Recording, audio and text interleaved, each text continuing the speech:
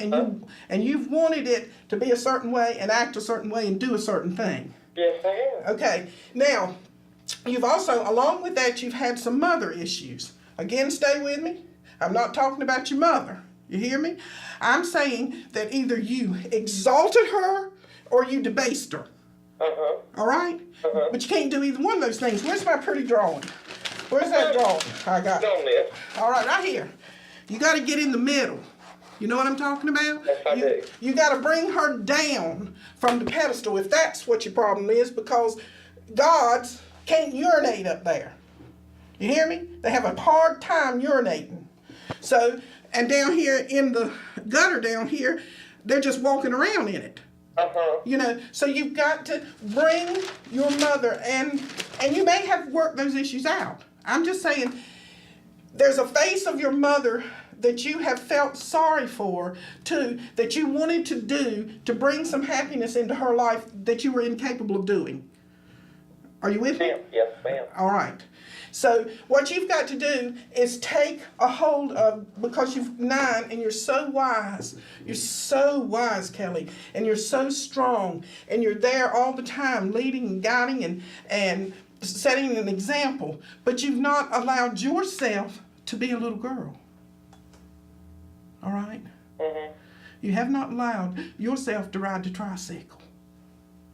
You know, you're out there running the Olympics, and you're out there trying to do everything right and make everybody proud of you and set the example so you won't fall down. But I'm telling you, don't fall down, fall out. You hear me? I do. Fall out, baby, and say, look at me. Every one of you, look at me. How do I look to you? You know, go to it. That's prim and proper, miss. That is so old, and it's not funny, and it ain't one bit sensual. And it ain't a doggone thing sexual about it. You hear me? You gotta let that snake roll through you. You got to become a child. You hear me, baby? That's what you got to. A child is so innocent, and they don't care. They don't care about nothing, no how, as long as it's fun. And when it ain't fun, they ain't gonna do it no more. That's what I'm telling you, Kelly.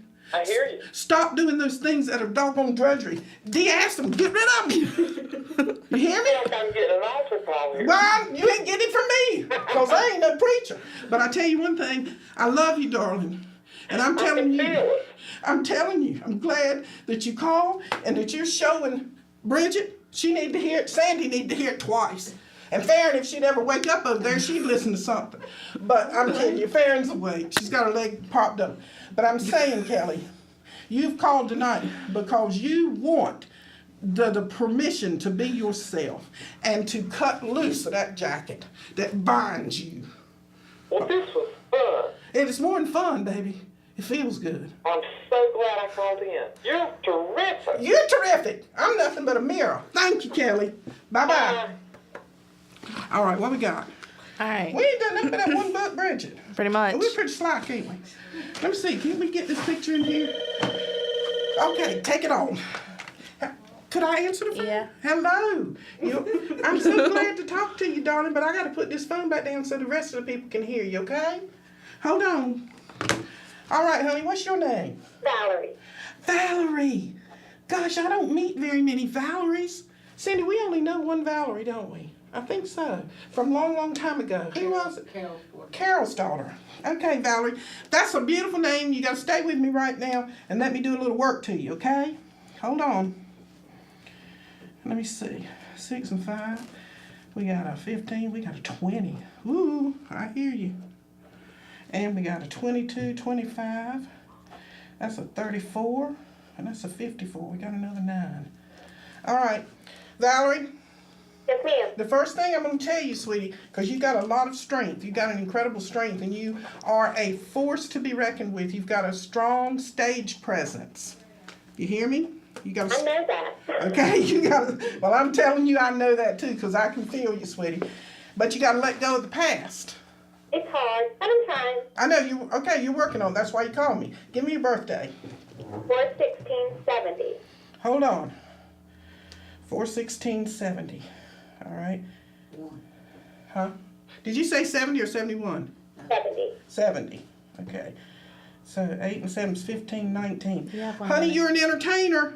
And entertainers have to entertain. I know Sandy's telling me don't have very much time left, but I got to get here's some words. You are very loyal and dedicated, but there comes a time in life when the thing that you were loyal and dedicated to, you cannot be loyal or dedicated to it anymore, because you were loyal and dedicated to an idea and not a reality. Are you with me? I am. All right. Number 2, you don't have to apologize for your path. You can be as doggone haughty and as arrogant and as formidable as you want to be. You hear me? Because those parts about yourself you don't like to, and you end up, you think you're a real, you got, people think and take you wrong. But I'm saying you're an entertainer, and you must entertain. So don't apologize for that demeanor that is attached to that entertainer. Now, am I saying that you're supposed to go out and slay everybody with your hand? You have the ability to do that.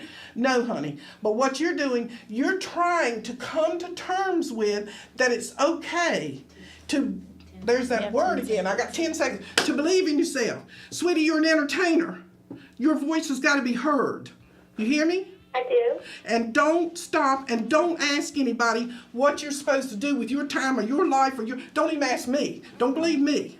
But you take it from yourself and carry it on. Because Valerie, you're going to make a difference where you sit.